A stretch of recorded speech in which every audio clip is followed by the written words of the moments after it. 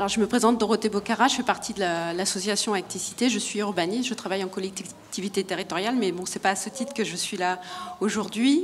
La table ronde aujourd'hui, que je vous présente là tout de suite, c'est la ville accueillante, un champ particulier de l'aménagement ou une stratégie globale. Ça, c'est le titre de la table ronde sur lequel on va réfléchir ensemble. Alors, quand j'ai vu le titre, je dois dire que je me suis plutôt posé la question d'une autre manière. Là, on a vu au départ un état des lieux par rapport aux politiques publiques qui étaient menées et par rapport aux acteurs. On a vu aussi quel type de partenariat on pouvait mener dans la deuxième table ronde. Et là, en fait, sur cette table ronde, on s'approche un petit peu de tout ce qui est l'aménagement, la gestion de l'espace et cette problématique particulière par rapport à l'accueil.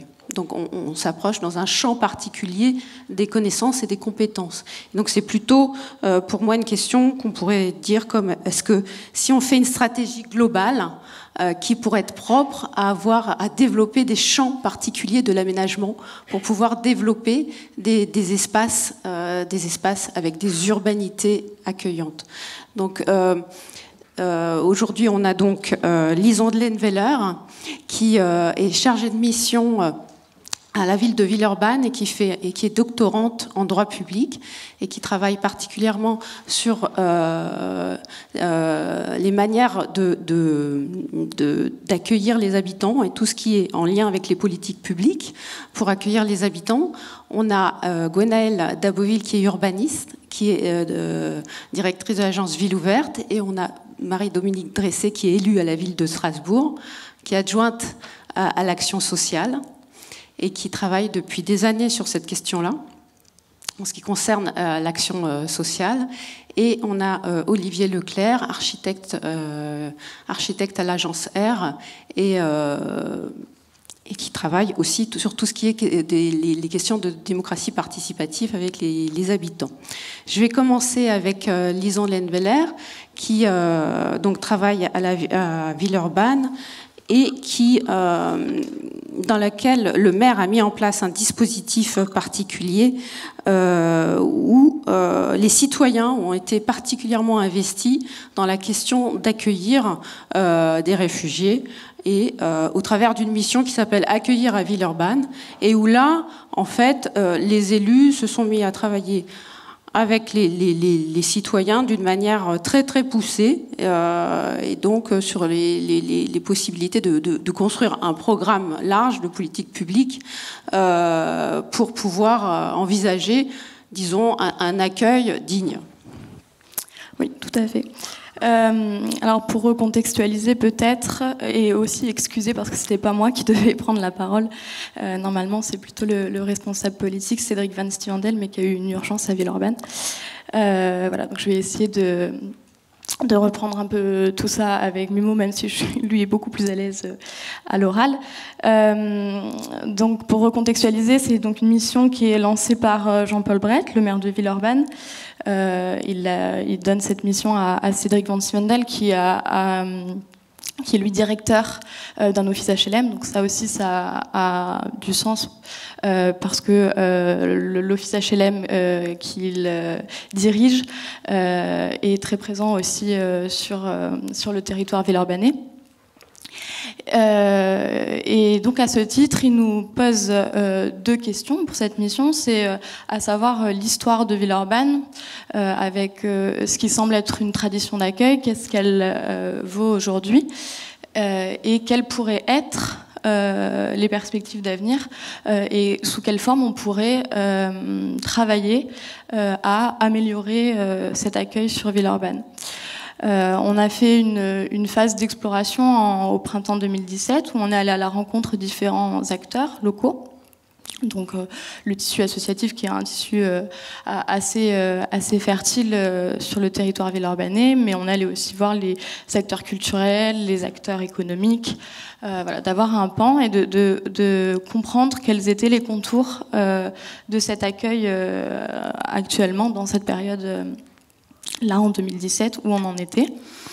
Et on a décidé, à la suite de ces entretiens, en constatant qu'il y avait une certaine fragilité aussi du tissu associatif, qu'il y avait des constats récurrents de manque de connaissances, de manque de mutualisation, et des situations aussi où il y avait des points de crispation. On revient beaucoup sur l'espace public, sur les camps auto-installés, sur des situations. On a accueilli un centre d'accueil et d'orientation. C'était aussi avoir un peu un contre-discours. Alors c'était aussi au moment politique où Laurent Wauquiez, et là il y avait un positionnement politique du maire, au moment où Laurent Wauquiez appelait à faire les résistances des villes à ne pas accueillir, le maire de Villeurbanne avait fait un contre-discours, une tribune de Monde en disant nous on est prêt à accueillir et on a une volonté d'initiative. Et comment passer du coup de ce discours-là à de l'action? On a décidé de l'explorer dans une approche renouvelée, à la fois sensible, puisqu'on a fait un événement, on a fait une année thématisée sur l'accueil, avec différents espaces de rencontres, de sensibilisation, avec donc 70 événements. On avait fait un appel à contribution. Et tout le monde pouvait proposer un événement qu'il avait envie de mettre en évidence. Et la deuxième partie, qui est celle qui nous intéresse particulièrement, c'est celle de la participation. Et c'était donc un jury citoyen, 26 habitants qui se sont mobilisés pendant plusieurs séances, en une sorte de processus de montée en compétences sur l'accueil à Villeurbanne, quelles sont les marges de manœuvre que nous on a à l'échelle d'une ville pour mieux accueillir. Donc on a fait une sorte de forum hybride avec des chercheurs, d'autres collectivités qu'on a accueillies. Il y avait l'équipe de Strasbourg, il y avait Nantes, des villes qui avaient déjà aussi mis des choses en place pour avoir un partage d'expérience. Et petit à petit, on est allé sur... Parce que l'objectif était d'avoir des solutions très concrètes à l'issue. Et petit à petit, on est allé sur des propositions d'action, avec donc des fameuses fiches d'action, et une délibération collective sur ces actions qu'on avait envie de mettre en place. Voilà, si je... En fait, très bien. C'est juste que la manière dont vous avez choisi les citoyens, c'est qu'ils étaient tirés au sort. Oui. Alors, oui, j'ai oublié. Sur les 26 membres du jury citoyen, il y en avait 16 qui étaient tirés au sort. Donc un tirage au sort qui devait, avec un certain nombre de critères, on voulait qu'il y ait une diversité territoriale, d'aller chercher dans les différents quartiers, en différents âges, et puis une parité, d'avoir autant d'hommes et de femmes pour procéder à ça. Et puis il y avait aussi une vigilance, puisque ce qu'on avait mis en avant dans les piliers qui pouvaient guider cette action, c'était la citoyenneté locale, et donc d'avoir des personnes dépasser toutes sortes de catégorisations, des personnes qui avaient pu avoir un parcours migratoire, ou en tout cas une histoire avec une expérience qui aurait pu être une richesse pour ce genre d'espace. Voilà. Et donc il y a un rapport qui est aujourd'hui disponible sur Internet d'ailleurs. Voilà. Sur le site Accueillir à Villeurbanne, on peut retrouver donc les propositions d'action qui ont été faites. Aujourd'hui, les différents services de la ville, donc on avait créé un comité technique pour qu'il y ait vraiment... parce que dans nos constats, il y avait aussi le fait que l'administration publique locale était très sectorisée et qu'il y avait un enjeu de mettre en place un axe structurant sur cette question-là. Donc on avait créé un comité technique avec des services qui étaient régulièrement présents pour soutenir la démarche.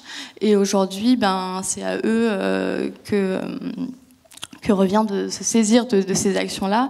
Donc là, en ce moment, ils sont en étude de faisabilité sur ces différentes fiches d'action et de voir qu'est-ce qu'il est possible de mettre en œuvre. Donc, je ne peux pas répondre à la question qui était posée au départ de savoir, mais en tout cas, il y a quelque chose qui a été initié et qui est plutôt dans une stratégie du coup globale, où on a même pris le parti de dire que ce qu'on fera positivement pour les autres gagnera en dignité pour tout le monde, quoi. On a été dans un processus qui briser toutes sortes de clivages et de catégorisation et du coup aussi en mettant en place cette citoyenneté locale avec un jury citoyen. Merci. Donc là, on voit qu'on a une stratégie globale en termes de politique publique au regard de l'accueil, mais on en est aux prémices. Et ce qui est intéressant, c'est vraiment de regarder comment cette mission, elle a été conçue, construite, avec un jury citoyen très sollicité. Et tiré au sort, donc ce qui est des processus de démocratie participative assez innovants. Et là, je voudrais passer la parole à Marie-Dominique Dressé, parce qu'elle est aussi dans des stratégies globales de politique publique, vu qu'elle est adjointe au maire à l'action, chargée de l'action sociale et territoriale à la ville de Strasbourg, et que vous travaillez quand même depuis des années sur cette question de l'accueil, et que je pense que vous avez une expérience dont vous pouvez nous faire partager un petit peu quelques bilans. En tout cas, moi, ce que j'ai envie de vous poser, c'est est-ce que vous avez, comme question, c'est est-ce que vous avez accueilli par des processus de remise dans le droit commun les réfugiés, ou alors est-ce que vous avez fait des stratégies toutes plus particulières comme le logement d'abord ou des choses comme ça? Votre question me met un peu dans l'embarras. D'abord, je suis... bonjour, merci de m'avoir accueilli, mais en même temps, je suis adjointe aux politiques de solidarité, sur les politiques sociales à la ville de Strasbourg, et c'est une place un peu particulière quand on intervient dans un lieu pareil et dans un contexte pareil. C'est pas la première fois que ça m'arrive, et chaque fois, je me sens un peu décalée, et je me demande toujours comment je vais arriver à apporter un éclairage sur ce qu'on fait. Puisque je ne suis pas dans la construction, nécessairement, je ne fais pas que entrevoir les solutions d'accueil en dur des personnes bien au-delà, puisque finalement, en tant qu'adjointe au maire en charge des politiques de solidarité, je suis confrontée à des gens qui sont en difficulté, vulnérables, et qui ont besoin de faire appel à des tiers, et notamment la puissance publique. Voilà. Et c'est aussi au nom d'un mandat de protection envers toutes les personnes qui résident sur notre territoire que j'agis en représentant le maire. Et depuis longtemps, c'est un peu fort. Je suis adjointe au maire depuis 2008, et c'est vrai que ma première confrontation s'est faite dès le premier mois en découvrant la réalité des bidonvilles dits à l'époque Roms, qui étaient sur notre territoire. Et c'est comme ça, finalement, que cette partie s'est retrouvée. Enfin, cette partie de ma politique s'est montée progressivement face à une difficulté, à la rencontre de personnes en grande difficulté.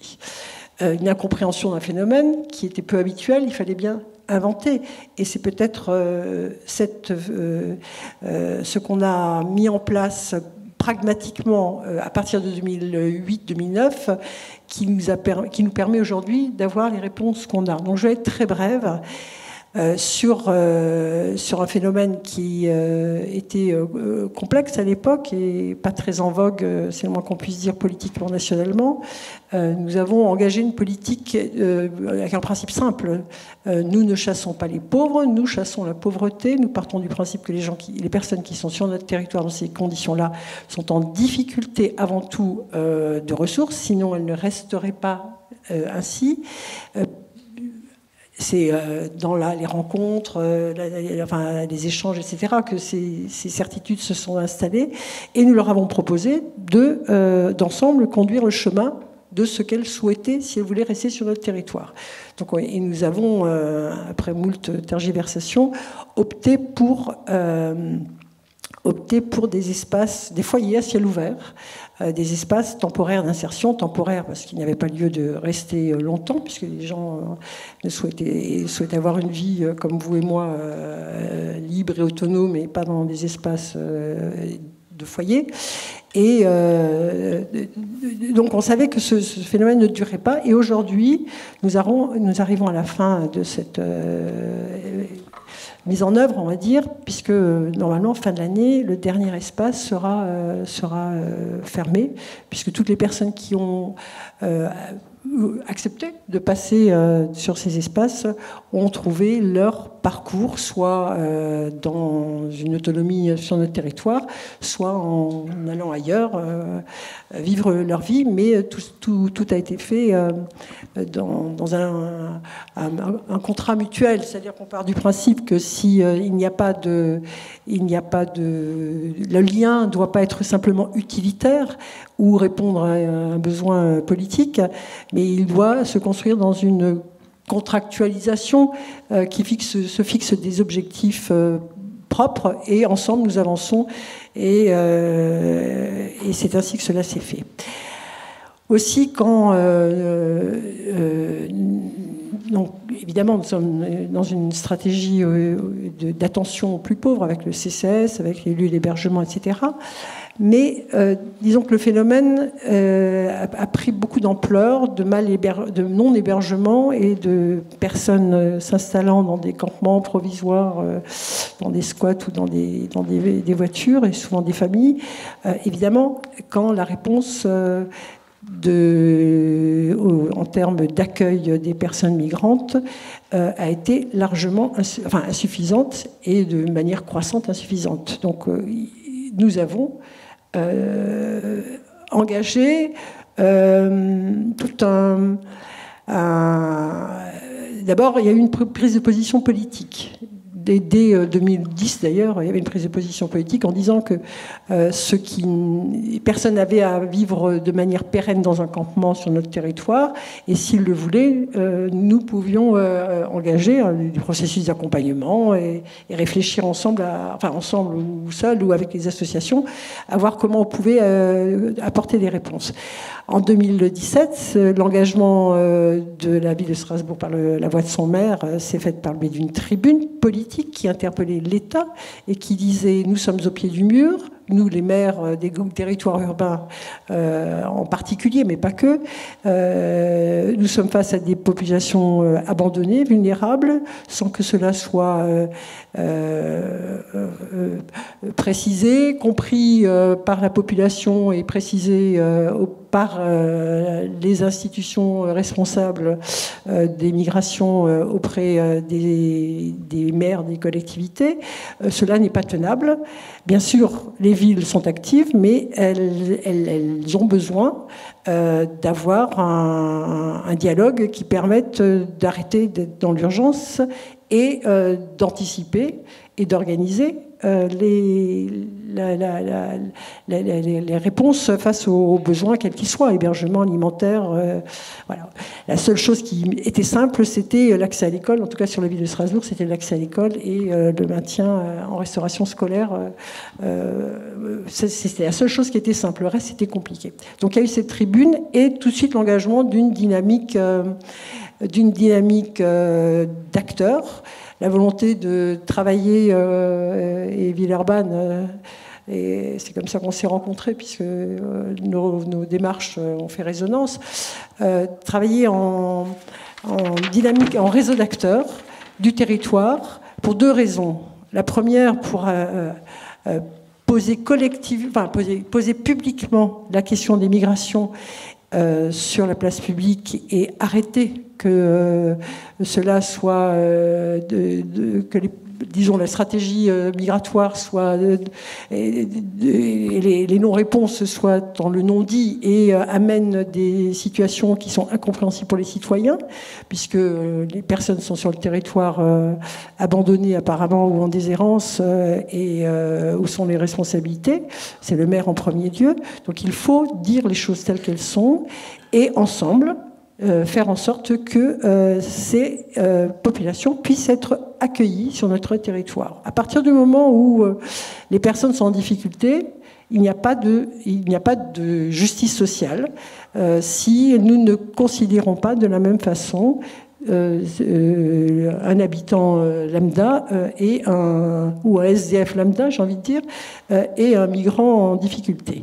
Donc il fallait, à partir de ce principe, créer une dynamique d'acteurs qui puisse être entendus, s'organiser pour peser sur les choix locaux en termes de services de l'État pour aller court et trouver éventuellement des innovations qui permettent cet accueil digne qui dépasse simplement le secours. Parce que moi j'ai coutume de dire, de reprendre trois mots des philosophes Leblanc et Bruegère, secourir, accueillir, appartenir. C'est un peu notre philosophie.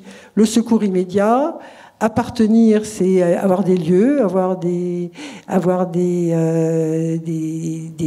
appartenances à des actes de la vie quotidienne, avoir des liens avec le voisinage, le tissu social. Et appartenir, c'est vraiment aussi, secourir, accueillir, appartenir, c'est aussi peut-être de nouvelles formes de citoyenneté à inventer, quel que soit le parcours des personnes sur notre territoire.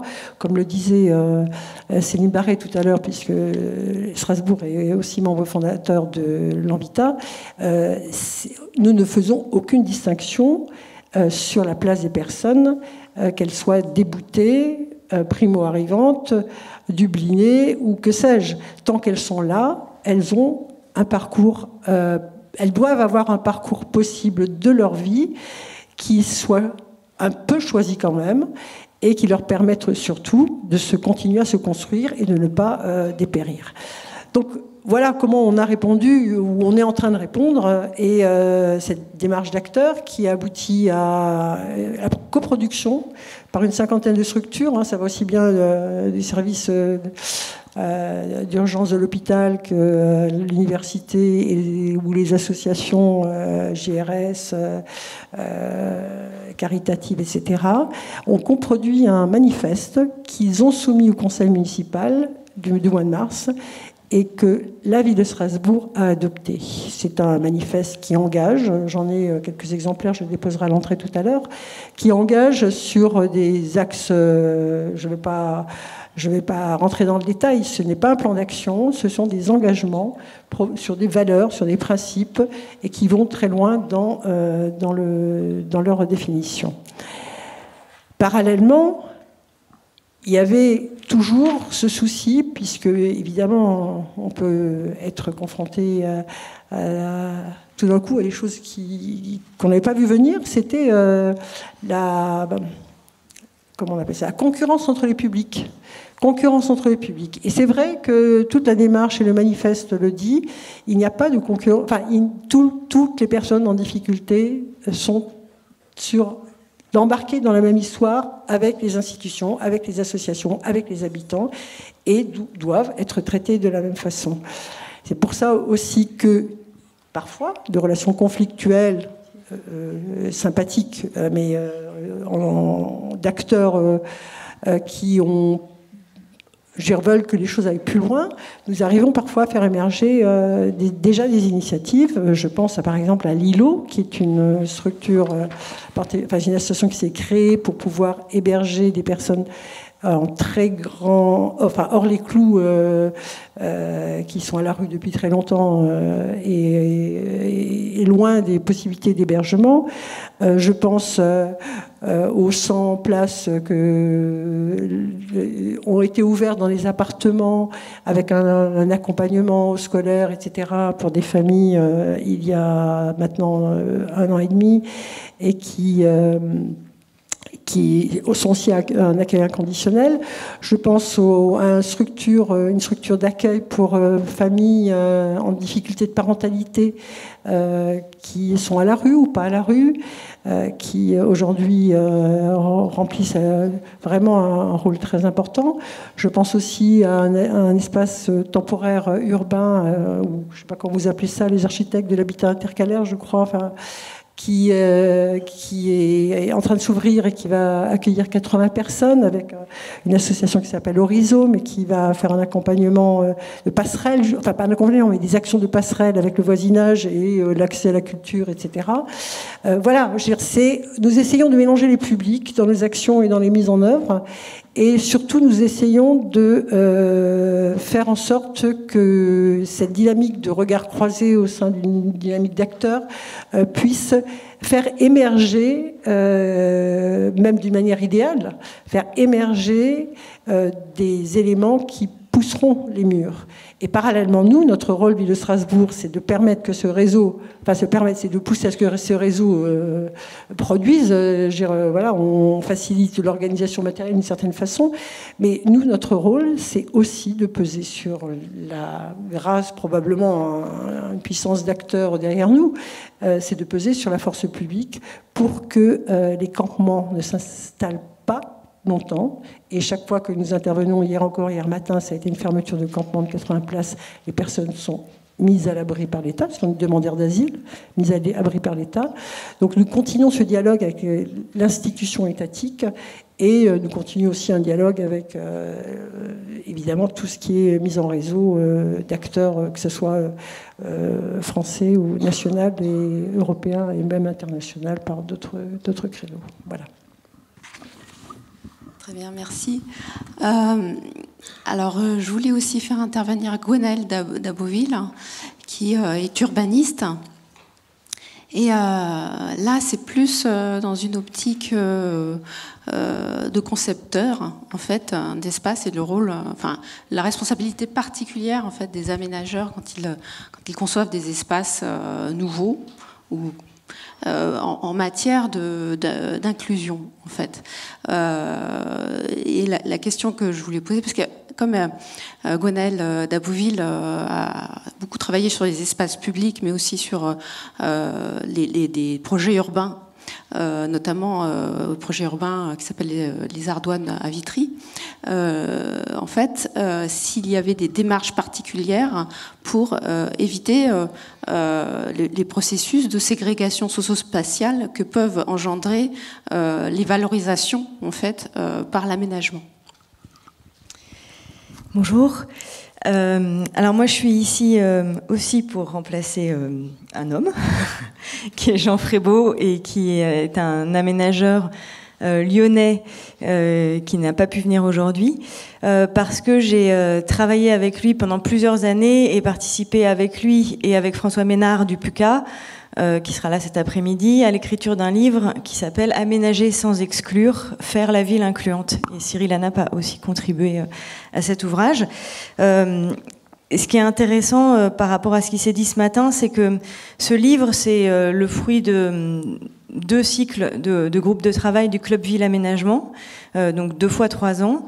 C'est des aménageurs publics pour la plupart qui s'interrogent sur le rôle qu'ils ont à jouer en fabriquant la ville, face d'abord à la précarité, parce que leur premier groupe de travail s'appelait Précarité et Aménagement, et ensuite plus largement confrontés aux questions d'inclusion. Ils ont voulu ce 2e groupe de travail pour sortir de la technique du logement et de la question de l'hébergement, parce qu'assez rapidement ils étaient happés à nouveau par la technicité professionnelle et leur horizon se rétrécissait dans la réflexion.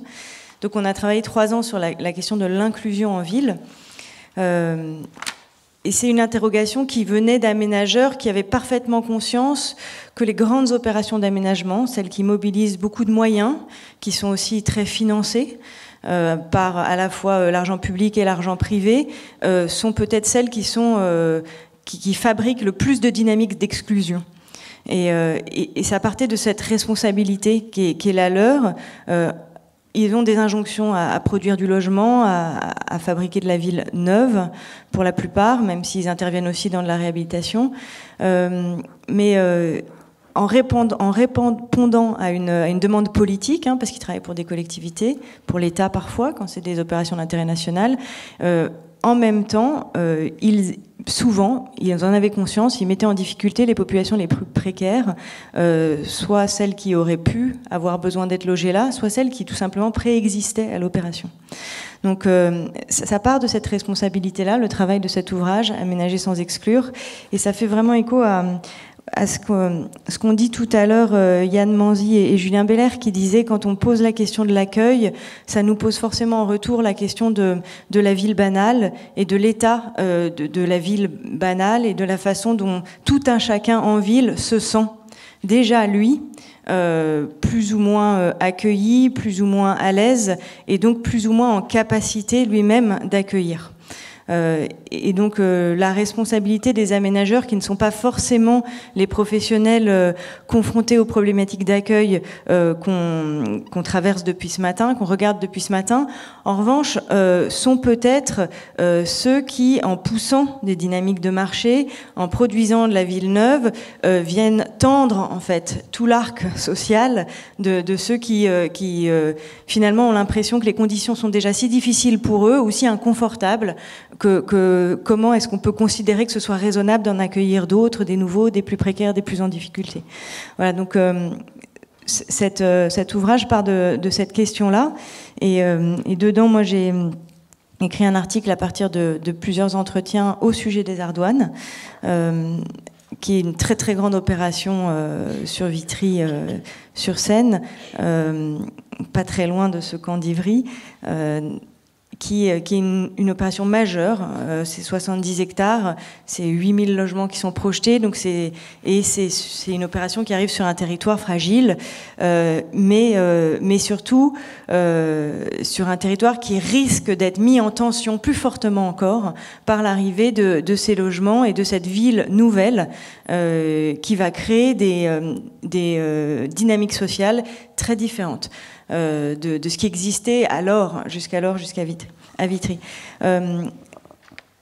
Les Ardoines, ça a été un des sujets qu'on a étudié dans ce livre, mais il est marquant cet exemple parce que c'est un lieu où l'aménageur public, à la tête d'une opération d'intérêt national, donc vraiment mandaté par l'État, se pose dès la définition même de son projet stratégique la question des conséquences de l'acte d'aménager et de sa capacité d'inclure avec cette action.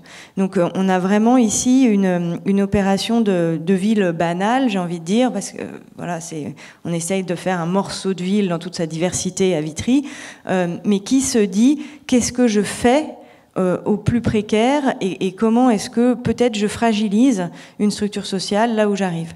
Et donc ce qui est assez extraordinaire quand on observe le travail qui a été fait conjointement par Jacques Touchefeu, qui a dirigé pendant 10 ans cet établissement public d'aménagement, et par sa directrice adjointe Renée-Claire Glichtmann, qui était plus précisément en charge des questions d'inclusion. C'est l'incroyable travail préalable et ensuite dans la mise en œuvre du projet qu'ils ont fait pour essayer de renseigner en quoi l'aménagement fabrique de l'exclusion et donc comment est-ce qu'on peut essayer dès l'amont de désamorcer ces tendances-là, ces biais importants. Ça s'est fait évidemment à Vitry parce qu'il y avait une volonté politique très forte du côté des élus locaux de ne pas se laisser embarquer dans une opération d'État qui allait à l'encontre des populations locales et puis des valeurs de cette équipe-là aussi. Et ça s'est fait en discussion avec les 12 communes qui formaient à l'époque l'établissement intercommunal avec lequel travaillait l'établissement public. Donc il y a eu des études ethnologiques, des études sociologiques, des études statistiques pour essayer de comprendre comment l'arrivée de 8000 logements, dont 40% de logements sociaux, mais quel type de logements sociaux, qui est-ce qui vraiment va réussir à être logé là-dedans, et qui seront ceux qui achèteront peut-être 6000, peut-être 7000 euros du mètre dans un territoire plutôt précaire, des logements magnifiques avec vue sur Seine. Qu'est-ce que ça va fabriquer sur l'ensemble de la chaîne du logement, qu'est-ce que ça peut faire sur les écoles, comment est-ce que ça transforme l'espace public. Tout ça a été étudié assez précisément. Et donc le risque d'exclusion de l'aménagement a été renseigné. Après, dire que des stratégies précises, efficaces, reproductibles ont été trouvées aux Ardoines, non, on ne pourrait pas le dire. Et le projet est trop peu avancé déjà pour qu'on puisse l'évaluer. Mais ce qui est certain, c'est que tout a été mis en place pour que ce soit observé savez en permanence en train de se faire, nommés, quantifiés. Donc après les grandes questions et les grandes études exploratoires, qui montrait que on allait probablement faire fuir la classe moyenne qui accédait à la propriété potentiellement, qu'on allait probablement gentrifier le logement social, qu'on allait peut-être créer un vocabulaire urbain qui ne parlerait plus aux populations d'origine. Le souci, vraiment, aux Ardoines, c'était le retour à la population. Comment ceux qui habitent déjà ici ne se sentent pas exclus de leur ville en train de se transformer. Et puis, il y a eu aussi toute une réflexion sur le maintien des emplois, pour que les emplois dans le territoire continuent à correspondre aux qualifications de la population. Ouais, donc l'inclusion, c'était aussi ça, comment on garde un tissu économique qui est un tissu d'activité souvent avec des nuisances, parce que beaucoup de camions, peu dense, donc contraire au... Ça prend beaucoup de place, mais c'est peu dense, donc ça contraint beaucoup nos opérations d'aménagement. Comment on arrive quand même à garder ces emplois-là dans le but d'offrir de l'accueil, du confort à toute la population de Vitry, et on le sait, au bout de la chaîne, donc, de se préserver des capacités d'accueil pour ceux qui sont plus précaires, qui sont de passage, qui sont dans des situations exceptionnelles. Et c'est ces situations-là qu'on a documentées aussi dans les autres chapitres du livre. C'est un artiste qui a une idée complètement dingue, qui peut faire venir beaucoup de monde dans des quartiers qui ont une image très très très mauvaise. C'est des personnes qui ont été à la rue, qui sont hospitalisées, qui n'ont pas d'endroit où vivre leur convalescence. C'est des jeunes qui sont en rupture de formation et qui trouvent une école gratuite. Voilà, on a essayé de voir comment tous ces acteurs-là, à quelles conditions tous ces acteurs, toutes ces personnes, tous ces parcours pouvaient trouver leur place dans une opération d'aménagement global. C'était ça l'objectif du livre. Donc l'enseignement des Ardoines, c'est d'abord beaucoup documenter ce que fait la fabrique urbaine et ne pas avoir d'illusions là-dessus. C'est difficile aujourd'hui parce que on communique beaucoup sur l'urbanisme. Moi, je vous mets au défi de trouver une opération d'urbanisme, ne serait-ce que 20 logements qui n'est pas écologique, incluante, solidaire. Enfin, on raconte beaucoup de choses en urbanisme pour vendre en fait la possibilité de construire. Donc ça, c'est difficile dans ce contexte-là de documenter l'exclusion. Et l'autre enseignement qu'on a eu beaucoup à travers ce livre, c'était de ménager des lieux de non-contrôle, d'indécision, des lieux où on ne sait pas exact, de non-planification, ce qui est difficile parce que c'est l'inverse de ce qu'on fait dans nos métiers, parce que potentiellement dans ces lieux-là, hop, on va pouvoir accueillir en effet un camp, hop, on va pouvoir permettre à une association qui, elle, planifie pas ses installations à 4 ou 8 ans, de venir s'installer et de réserver simplement 150 mètres carrés pour faire une école de code gratuite ou des activités comme les escales solidaires lyonnaises d'habitat et humanisme qui favorisent le lien social, par exemple, dans les quartiers de villes banales. Voilà, c'est donc se laisser faire un peu, cette indécision, ce non-contrôle, et aussi la capacité des architectes, mais surtout des aménageurs, parce que les architectes sont habitués à ça, à collaborer avec des personnes ou des associations qui ne sont pas les acteurs habituels de la fabrique urbaine. Voilà, et donc on a mobilisé pas mal d'exemples, dont l'hôtel Pasteur à Rennes, qui est un de ces lieux aussi, qui se fabrique aussi bien avec un responsable d'association sportive qu'un ancien SDF, qu'un psychiatre. Voilà. Merci. Alors maintenant, toujours en continuant sur comment on essaye d'accueillir, d'aménager sans exclure, je voudrais interroger Olivier Leclerc sur à la fois les scénarios qu'il imagine pour l'accueil, en termes de processus de conception de projet, et puis aussi comme tu as travaillé sur le livre La ville accueillante, quels sont les types de scénarios que vous retrouvez en matière spatiale en ce qui concerne la fabrication de l'accueil des villes-refuges. Oui, effectivement. Donc moi, j'aimerais surtout rebondir sur ce qui vient d'être dit, et je trouve qu'il est intéressant, c'est la fabrication de la ville sans exclure, et c'est C'est vrai que bon, nous, en tant que, je fais partie de l'association Actécité, on a pu travailler sur la conception de logements avec les Roms, logements passerelles avec les Roms, donc l'association bâtisseurs de cabanes qu'on a accompagné. Bon, là, on est dans l'acte militant associatif, on va dire ça comme ça. Mais ce qui est intéressant, c'est aussi de travailler sur, en tant qu'architecte, sur quelque chose de beaucoup plus ordinaire, et donc l'ordinaire dont parlait Michel Lusseau tout à l'heure, et justement à l'aménagement sans construire, l'aménagement sans exclure, excusez-moi, et qui est un lapsus intéressant d'ailleurs, et cette volonté dans l'ordinaire de ne pas exclure. Là, on a eu la chance à Ivry-sur-Seine de travailler sur un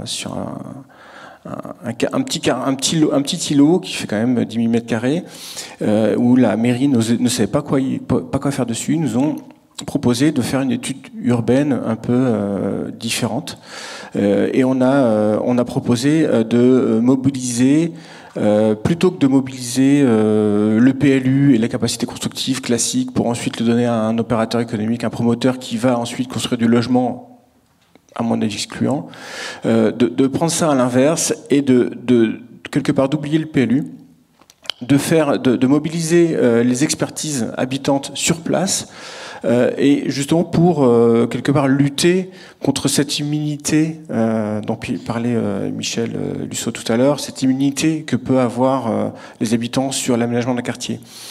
Alors, l'idée, c'était de faire c'est quelque chose qu'on a mené donc sur 4 mois, qui est un travail en cours encore actuellement, qu'on a mené avec donc un autre architecte, Alberto Rocha, avec Critical Concrete, qui est une association un peu spécialisée dans ces démarches-là, avec Andreas Krüger, qui est aussi chercheur universitaire à Berlin.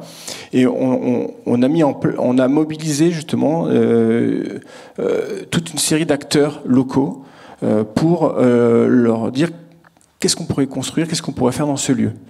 Et c'était complètement ouvert. Donc c'était une série de réunions, d'abord des grandes réunions plénières, en plus des petits ateliers assez thématisés, et très très vite sont arrivés des habitants, des citoyens, pour proposer des initiatives, d'autres, des associations déjà organisées, des entreprises d'économie sociale et solidaire, et très rapidement on a fabriqué un réseau assez important pour réfléchir ensemble à comment manager cet îlot. Tout le monde s'est approprié cet îlot, c'était assez spectaculaire. La conclusion, ça a été ensuite de travailler. Nous, on a apporté ces thématiques, c'est comment aussi inclure, comment accueillir dans cet îlot. Est-ce que on doit faire du logement social? Quel type de logement social? Quel type d'hébergement? Quel type d'activité? Alors sur place, il y a déjà des artistes qui occupent les locaux un peu de manière sans droit ni titre, comme on dit, et faire venir ce qu'on appelle un béguinage pour des personnes âgées, faire venir différents types de logements très variés et très diversifiés, avec justement du logement pour personnes en situation d'exclusion, et à un moment donné, une programmation qui est assez étonnante, qui est sur la base réglementaire de l'auberge de jeunesse, mais qui est plus ouverte que juste de l'auberge de jeunesse, qui permet d'héberger aussi des personnes peut-être moins jeunes et des personnes en déplacement. Tout ça, c'est fait sur une concertation avec la montée en compétence des habitants, pour leur faire comprendre qu'il va falloir à un moment donné densifier, il va falloir trouver de l'argent, il va falloir que ce soit rentable, et c'est intéressant de voir de quelle manière les habitants eux-mêmes se sont dit, mais attendez, oui, c'est vrai qu'on n'y arrivera jamais, bon bah cette partie-là, on va construire beaucoup, c'est-à-dire maximum du PLU, voire même au-delà, en demandant une dérogation, pour pouvoir densifier. À certains endroits, au contraire, dédensifier, créer des moments de respiration là où le PLU permettait de construire à R+5. Donc on a complètement dérogé, on a complètement bousculé les règles, et ce qui est intéressant là-dedans, c'est que ce projet, cette étude urbaine, est aujourd'hui accueilli avec beaucoup de prudence, puisque c'est des citoyens qui se sont exprimés. Et c'est pas un aménageur, c'est pas un promoteur, c'est pas un architecte, c'est des citoyens, donc c'est des électeurs, c'est des gens qui ont un peu de pouvoir. Et c'est ceux qui sont aussi les principaux opposants, normalement, au projet. C'est-à-dire que c'était une manière de désamorcer cette immunité qui peut apparaître dans certains projets. Et quelque part, c'est aussi un peu ça, qu'on peut dire la ville accueillante, c'est aussi ce scénario-là, de travailler avec les habitants. Les habitants, alors ceux qui vont vivre dedans, mais surtout ceux qui vivent à côté. Parce que, et ça c'était dans le livre La vie accueillante où j'ai pu contribuer justement sur la partie gouvernance citoyenne, il y a également une intervention de Amal Gallès qui était très intéressante et qui disait tout le monde doit être gagnant dans un projet d'aménagement, aussi bien les accueillis que les accueillants. Et ça, c'est en ça qu'on ne peut pas imaginer faire une ville accueillante sans avoir l'implication des habitants, des riverains, des citoyens, vous les appellerez comme vous voulez, mais de manière à désamorcer cette immunité dont parlait si bien Michel Dessau tout à l'heure. Quand vous parlez de montée en compétence des habitants, comment vous procédez en fait ? Alors, on a d'abord fait une première réunion pour expliquer le projet, la problématique, de montrer où sont les enjeux, où sont les points de blocage, et on a fait par le biais de méthodes, ce qu'on appelle avec des grands mots de design thinking, on a fait ressortir des idées, des volontés, vraiment tout en vrac. Ensuite, ces idées se sont regroupées et se sont amalgamées en forme d'ateliers, de thématiques. Et chacune des personnes qui n'étaient pas forcément là, mais qui ont entendu parler de ça, par le biais des comptes rendus, on a utilisé beaucoup les réseaux sociaux pour aussi diffuser tous nos comptes rendus, les gens se sont agglomérés sur des projets communs. Donc il y a eu très vite sont émergés des jardins partagés, évidemment, ce genre de thématiques sont arrivées très vite, mais aussi la notion de la culture, de la formation continue, le service, aussi l'idée de réparation, l'idée aussi de distribution de nourriture en circuit court avec des agriculteurs d'Île-de-France ou de l'Oise. Et très vite, on a pu, c'est là où je préfère parler d'expertise, non pas de participation, parce que c'est pas de la participation, c'est mobiliser des expertises qui sont sur place, des expertises habitantes, qui étaient thématisées par Yves Saint-Omer, par tant de chercheurs, et qui fait on a pu mobiliser des gens, par exemple quelqu'un de la Poste, qui s'occupe de ces thématiques-là à la Poste, et qui a dans son temps libre, fait part de son savoir. D'autres personnes qui sont experts dans leur domaine et qui ont pu contribuer, des restaurateurs, des différents professionnels, des artistes, des enseignants, qui sont tous des habitants du quartier et qui sont venus se rejoindre le projet et qui ont permis chacun de s'auto-former, donc de monter en compétences mutuellement pour faire pour amener des propositions très pertinentes, à tel point que j'en suis à me dire que finalement les propositions qui sont là sont de tel niveau que les élus devraient s'en servir, devraient sauter dessus, quoi, puisque on est sorti complètement de la concertation classique où les gens balancent leurs idées. Souvent c'est assez centré sur son propre petit besoin ou sa propre crainte, etc., etc. Donc on n'est plus du tout dans cette mode de participation là. On est plus dans le mode de la proposition et de la mobilisation des savoirs sur place, du savoir diffus qui est sur place. Et ça, on a nous-mêmes été dépassés par la mobilisation, et on n'avait pas envisagé à quel point ça allait être mobilisant, et à quel point il y ait autant de rêve que ce projet, que ce terrain qui fait à peine 10 000 m² puisse mobiliser. Et ça, c'était pour moi la grande victoire. Aujourd'hui, le projet, il en est à être analysé par les élus de la mairie d'Ivry, par les services, qui vont ensuite faire un retour par rapport à ça, et ensuite, à un moment donné, profiter de cette initiative qui vient, et ça, il y a certains élus l'ont dit, pour une fois qu'on a quelque chose qui vient sur place et qu'on n'a pas besoin de faire de faire venir des urbanistes extérieurs et de faire venir des aménageurs et des tonnes de gens, pour une fois que ça se fait tout seul sur place, c'est ça qui est intéressant. Oui, alors en fait, ça rejoint un petit peu le processus qui s'est fait à Villeurbanne. Ça me fait penser au processus de Villeurbanne, qui était plus un programme d'action, mais alors sur tous les domaines, c'était pas que l'aménagement, c'était tous les domaines. Où là, est-ce que vous pouvez nous expliquer le rapport que vous avez eu entre expertise d'usage et les experts que vous avez fait venir, qui ont chacun aussi une compétence particulière? Je suis pas très à l'aise avec cette notion d'expert. Pour moi, c'était plutôt, quand on l'avait pensé, c'était plutôt une circulation des savoirs, et habitants et spécialistes, on pourrait dire. Mais en effet, c'était plutôt des montées en compétences avec des échanges qui venaient de l'extérieur et des spécialistes qui venaient de l'extérieur. Avec différents aussi, on a eu aussi cette fameuse journée, on a fait du design thinking, comme on appelle ça, moi je connaissais pas du tout, mais on appelait ça journée créative pour que ça parle à tout le monde, et il y avait une centaine de participants, d'ailleurs qui a fait venir des personnes militantes, collectives, qui ne seraient pas venues dans l'espace volontaire parce que c'était initié par la ville et qu'il y a malgré tout des oppositions dans ce que fait la ville. Et là, c'était assez intéressant parce que ça a permis un mélange et de profils très très différents.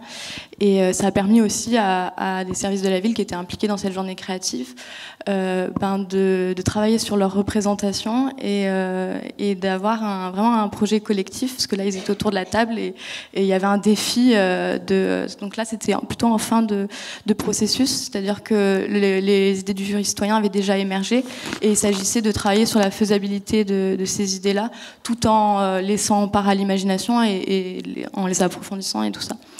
Et donc là, il y a eu vraiment un véritable partage. Enfin, moi, j'ai vécu de l'intérieur en étant aussi dans un des ateliers, et c'était assez formidable de voir cette circulation des savoirs. Je préfère ce terme-là, avec chacun des spécialistes et avec leur expérience et voilà, concrétisant des propositions d'action. Alors, ce qui peut être intéressant dans ce genre de démarche, c'est qu'au début, on démarre effectivement dans des réunions comme ça, c'est de faire émerger des idées. Et la troisième ou la quatrième réunion, on était à écouter. Tout le monde avait préparé son PowerPoint avec des business models, avec des organisations, des jeux d'acteurs. Enfin, on est arrivé à des propositions très très sérieuses et très bien argumentées, très bien montées. Donc tout ça, mis bout à bout, on a réussi à programmer un projet, faire une véritable programmation urbaine sur une opération où ensuite différents acteurs ont vu ça, ont entendu parler de ça, se sont mobilisés. Donc, du coup, certains promoteurs qui se prénomment promoteurs de courtoisie sont venus un peu nous voir pour nous aider sur ça. Effectivement, d'autres, les grands classiques, se sont même pas mobilisés puisque ça les intéressait pas. Des acteurs justement qui font du béguinage se sont intéressés. D'autres acteurs économiques sur les auberges de jeunesse ont aimé ce modèle un peu innovant d'auberge de jeunesse, mais pas que pour les jeunes, mais aussi pour les personnes qui sont en déplacement. Qui sont pas forcément des jeunes et donc du coup l'ouverture ça permet d'éviter aussi de dire attention, on va faire un centre pour migrants, où là forcément on aurait eu pas forcément l'accueil, l'acceptation des habitants sur place. Mais alors, donc la question que j'ai envie de poser, c'est est-ce que les migrants ils ont participé à tous ces ateliers? Alors, actuellement, il n'y a pas de migrants sur place. Il y a des habitants sur place, il y a des gens sur place, il y a des squatteurs, on va dire. Mais il n'y a pas de migrants sur place. Mais ce qui m'intéressait plus, pour le coup, c'est voir comment cette immunité, donc j'aime bien ce terme d'immunité territoriale, a été désamorcée pour pouvoir permettre l'accueil. C'est ça qui est intéressant. Et c'est fou de voir à quel point au début, le groupe ne voulait même pas d'un café parce que ça allait faire du bruit et qu'il y a des gens qui allaient venir d'autres départements et faire du bruit le soir à 23h. Au début, on était parti de ça. Et à la fin des 4 mois, on était sur des notions de faire de logement avec habitat humanisme, de faire une auberge jeunesse ouverte à tous, de faire des activités d'économie sociale et solidaire, un centre de formation, justement, pour apprendre à lire et pour apprendre à écrire, pour apprendre quelque chose de basique, mais qui permet de s'insérer. Et ça, ouvert, bien entendu, à tous les réseaux, militants ou pas, mais les réseaux associatifs d'aide aux personnes migrantes. D'accord, donc une partie en fait de la question de l'acceptation par les populations locales est abordée, quoi. C'est un des enjeux. Et un des enjeux. C'est ça, un des blocages. Voilà. Et à Villeurbanne, oui, la question c'est est-ce que les migrants ont pu participer à toute cette programmation d'action? Oui, bien sûr. Et il s'est avéré que dans le tirage au sort, on a eu des personnes qui avaient eu à un moment donné un parcours migratoire. Donc c'était plutôt réussi dans l'objectif d'inclure et de faire participer sur ces questions-là. Et la journée créative, encore une fois, elle a permis ça aussi, de l'ouvrir à des réseaux plutôt informels, des personnes qui vivaient en squat notamment, et d'avoir cette expérience-là aussi à faire partager. Donc pour ça, c'était vraiment intéressant. C'est pour ça que j'aime bien parler de forum hybride, c'était vraiment quelque chose qui brassait. Ah, merci. Je voulais poser aussi la question à Marie-Dominique Dressé. Est-ce qu'en termes de bilan, vous trouvez que vous avez progressé en matière d'accueil à Strasbourg après toute la volonté politique qui s'est exprimée? Je ne suis pas sûre de la progresser, puisque de toute façon, ce sont des mouvements continus. Oui, évidemment. Je pense qu'il y a un discours tout à fait apaisé et beaucoup plus de qualité, même dans les médias, le média local, qui a progressivement, à force de dialogue permanent entre les acteurs, moi-même, qui suis sur le terrain en permanence, intégré différemment qu'il y a les pour et les contre. Non, il y a des réalités humaines qui sont là. Il y a une organisation politique nationale qui l'organise ou qui doit la prendre en charge, ou en tout cas qui est responsable de ce qui se passe sur le terrain. Il y a des acteurs qui sont en permanence à dire les choses. Donc c'est vrai que je pense que on est dans même si il se passe des choses parfois compliquées, je le dirai tout à l'heure, enfin juste après, je pense qu'il y a une meilleure ouverture. Mais c'est certain que les campements dits roms de l'époque et la façon dont nous avons tranquillement dit non, voilà, les gens sont là et ils resteront là s'ils le souhaitent, et nous avons apporté des réponses qui fait que l'indignité finalement sous les yeux disparaît parce que les personnes arrivent à vivre d'autres parcours que simplement exposer leur pauvreté et être dans une impasse. Ça porte ses fruits sur le long terme.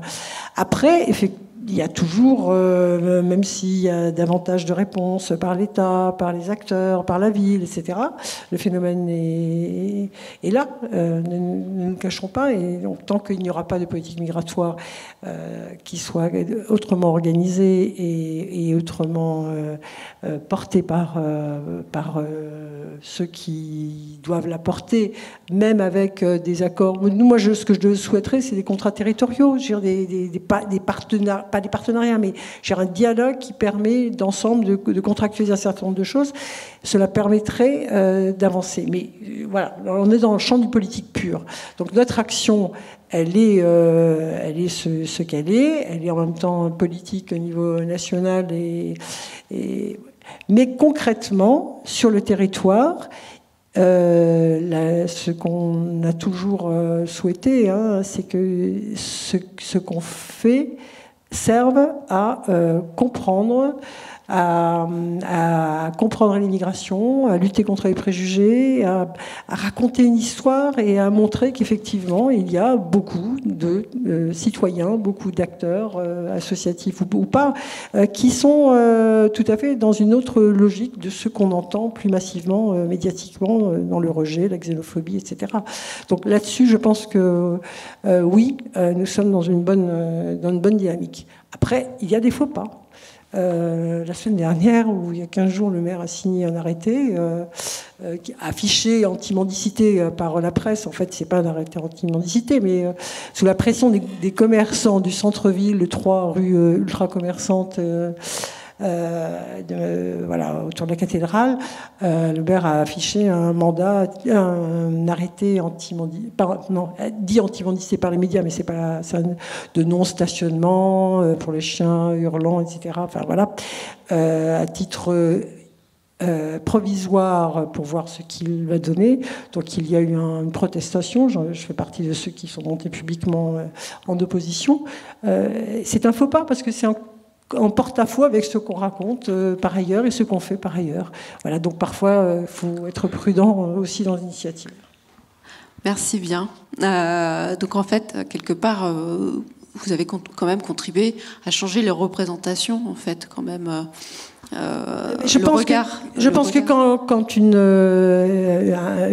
un maire, c'est quand même 280 000 habitants, Strasbourg, c'est une ville symbolique, le siège d'institutions européennes, etc. Quand il s'affiche clairement pour l'accueil l'accueil des migrants sur son territoire, je pense que ça a un poids fort et ça permet aussi de forcer que des portes à s'ouvrir. Voilà. Merci. Donc là, je suis obligée de terminer la table ronde parce qu'il est 13h précis.